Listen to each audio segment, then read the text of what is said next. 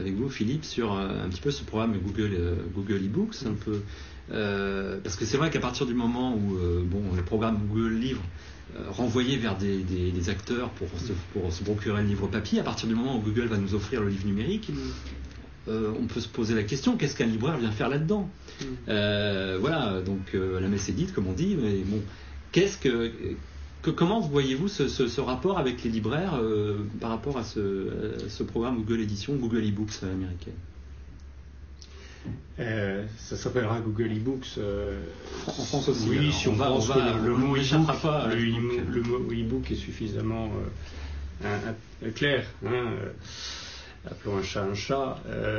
Alors, ce qu'il faut voir, c'est que Google Livres ne disparaît pas derrière cet aspect de librairie numérique. Il y a énormément de livres pour lesquels les droits numériques ne sont pas acquis ou clairs pour l'éditeur, et donc qui ne seront pas vendus sous forme numérique. Donc on continuera à recenser, à indexer des livres qui n'existent pas sous la forme d'e-book. Ouais. Et pour lequel le plus simple, ça sera de les acheter en librairie ou de les consulter en bibliothèque. Donc il n'y a pas, j'ai envie de dire, notre initiative dans le livre, elle marche maintenant sur deux jambes. La première jambe, c'est la recherche, et la deuxième jambe, c'est l'accès numérique, le cas échéant, mais uniquement sur un sous-ensemble de ces livres. Avec une démarche un peu particulière qu'est le cloud computing. Alors voilà, tout à fait. Alors l'idée, c'est de se dire au fond, qu'est-ce que permet la technologie aujourd'hui, et est-ce qu'on ne peut pas rendre les livres électroniques simples à l'usage, parce qu'aujourd'hui, si vous avez fait l'expérience de téléchargement de fichiers, ça n'est pas simple aujourd'hui pour un lecteur de s'en débrouiller. Or, on pense que ça ne peut décoller, et le marché américain semble aller dans cette direction, que si c'est réellement interopérable. Autrement dit, si je prends un exemple concret, si je suis étudiant en médecine en première année, je sors un petit peu des thèmes chers à François, et je me rapproche un peu plus des thèmes scientifiques, mais si je suis étudiant en médecine en première année, si j'achète un livre d'anatomie de manière numérique, eh bien, il est fort, et je l'achète avec un PC, mettons un Mac, il est fort probable que 2-3 ans plus tard, je n'aurai plus le même matériel, j'aurai peut-être eu 2-3 smartphones, et peut-être qu'à Noël un jour on m'aura offert une tablette, et donc au fond ce livre, si c'est un livre scientifique, il a un certain coût, j'aimerais bien l'acheter de manière numérique avec l'espoir qu'il me soit durable, et donc qu'il soit durablement attaché à mon compte, à ma bibliothèque, à ma bibliothèque virtuelle. Et c'est ça que permet le cloud computing ou les livres sur le nuage numérique. Donc autrement dit, ce qu'on met en œuvre, c'est la garantie que le livre acheté une fois, il peut être lu sur un très grand nombre de supports. Et donc, si vous changez de smartphone, si vous avez un nouveau PC, un Mac, votre compte a toujours le lien avec ce livre. Dans les nuages. Alors, il est dans le nuage. Vous pouvez quand même le lire de manière offline, c'est-à-dire qu'il n'y a pas toujours besoin d'être connecté, d'avoir un signal 3G ou du Wi-Fi. C'est notamment important quand vous avez 6 heures d'avion ou même 2 heures de train. C'est important de pouvoir continuer cette expérience de lecture, donc sur un PC, sur un Mac, sur un iPhone, sur un iPad, sur un téléphone Android, mais aussi sur ce qu'on appelle les e-readers, c'est-à-dire les tablettes de lecture dédiées aux livres. Je pense à Sony, je pense à d'autres qui gèrent Adobe Edition, le Bookin, voilà. Donc toujours avec des solutions de DRM, de protection. Alors, la DRM, au fond, elle est pour le téléchargement pur, notamment sur ces e-readers, et ça, c'est l'éditeur qui nous dit DRM ou pas DRM. Et nous, on essaye d'être agnostique sur cette question des DRM, en se disant, on l'applique si l'éditeur nous le demande, et on ne l'applique pas si il a un parti pris anti-DRM. Sachant que, avec le cloud computing, on a géré l'interopérabilité en amont. C'est-à-dire qu'en fait, naturellement, cet e-book, il est interopérable, DRM ou pas DRM. Et ça, c'est extrêmement important. Au fond, sans rentrer dans les détails techniques, on inverse un peu la chronologie actuelle de l'e-book. La chronologie actuelle de l'e-book, c'est je télécharge un fichier, et après je vois ce qui se passe. Et peut-être que j'arriverai à le lire sur telle ou telle machine, et c'est pas sûr. Là, on vous donne l'accès, avec un certain nombre de matériel listé d'emblée. Donc vous savez la compatibilité des matériels avec votre e-book. Et uniquement de manière ultérieure, à type de sauvegarde, vous pouvez télécharger le fichier. Donc on inverse cette chronologie. C'est un e-book immédiatement prêt à l'emploi, interopérable et puis durable. Si je reprends l'exemple de l'étudiant de médecine, on n'est simplement pas cette fois en 3e ou 4e année de médecine, mais il est dans son cabinet.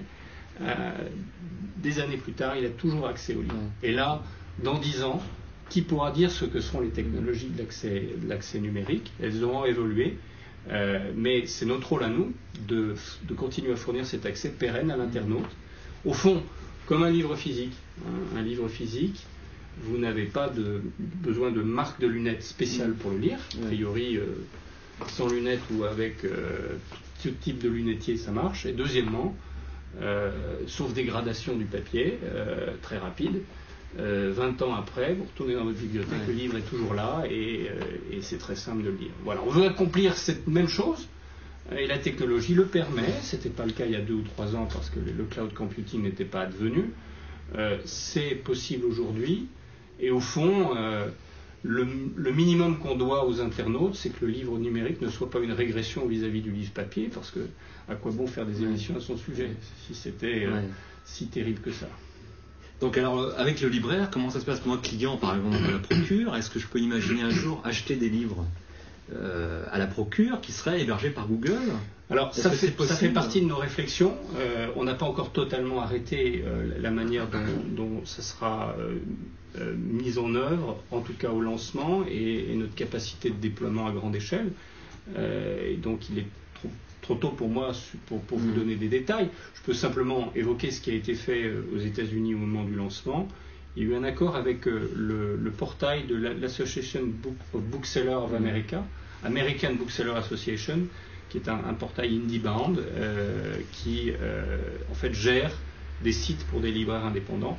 Et donc il y a eu un accord qui permet à ces libraires indépendants qui en fait utilisent ce site en marque blanche de l'association d'être en fait de venir puiser dans cette ressource e-book au niveau de ce portail. Mais j'ai envie de dire, le développement il a été fait une fois pour tous les adhérents de l'EBIE. Voilà un exemple. Et au niveau du partage des revenus, parce que c'est quand même la clé en fait, beaucoup de choses. Dans ce cas-là, on joue un rôle de grossiste numérique. C'est notre rôle. Dans le premier cas, lorsqu'on vend sur Google, comme l'a cité François, on est concurrent du libraire. Ne nous cachons pas derrière notre petite voix, c'est la réalité. On fait un métier de libraire et donc il y a une relation éditeur Google. Lorsque, et ce qu'on imagine, c'est un revendeur qui vend, c'est une relation à 3, et nous, finalement, on est plateforme facilitatrice, mais l'achat se fait chez le libraire. Catherine, oui, comment voyez-vous ce positionnement de la librairie par rapport à une offre numérique de Quail? Bon, comme je disais, on est un éditeur un petit peu particulier qui a toujours eu l'habitude, comme la Procure, de vendre par correspondance. Et donc, grosso modo, nous faisons 12% de notre chiffre d'affaires de vente de livres physiques via Internet, via notre site, et le reste étant à peu près moitié-moitié, soit en direct, soit via les libraires. En ce qui concerne le numérique, donc nous avons commencé donc des fin 2007-2008, et là je souligne le rôle du CNL qui a vraiment, lors du premier lancement de l'appel d'offres avec la BNF et l'appui du syndicat national de l'édition, ça a vraiment été le baptême de l'édition numérique en France. Donc nous avons commencé en 2008. Au début, il y avait 15 ouvrages sur une seule plateforme, et aujourd'hui, comme je disais, donc on en est à peu près 600 ouvrages sur 5 plateformes. Avec des chiffres déjà intéressants en termes de revenus? Bah écoutez, depuis 2008, chaque année, ça triple. Alors je me dis qu'on ne va pas continuer comme ça très longtemps. Mais l'an dernier, nous étions à 1,2% du chiffre d'affaires papier. Et cette année, on va dépasser les 3,5 à peu près. D'accord. Donc, moi, je pense, bon, on a eu un exercice, puisqu'on est quand même public, à faire d'un plan à moyen terme jusqu'en 2015. Donc, je vous laisse imaginer pour le numérique en 2015... les chiffres, vraiment, je jure que ce sera comme ça. On a fait 2 hypothèses. Une hypothèse dans la continuité où on arriverait à 10% du chiffre d'affaires. Et une hypothèse ambitieuse, et là ça veut dire qu'on investit énormément, non pas tant simplement dans l'offre, dans la production, mais beaucoup dans le web marketing et dans la gestion, et on arriverait à 15%. Et donc ce qui n'est pas négligeable. Non, c'est pas du tout négligeable, mais notre fonds est quand même un fonds majoritairement de travail, donc qui s'adresse soit à des scientifiques, soit à des étudiants ou des enseignants-chercheurs, éventuellement aussi à des professionnels, c'est quand même la partie importante.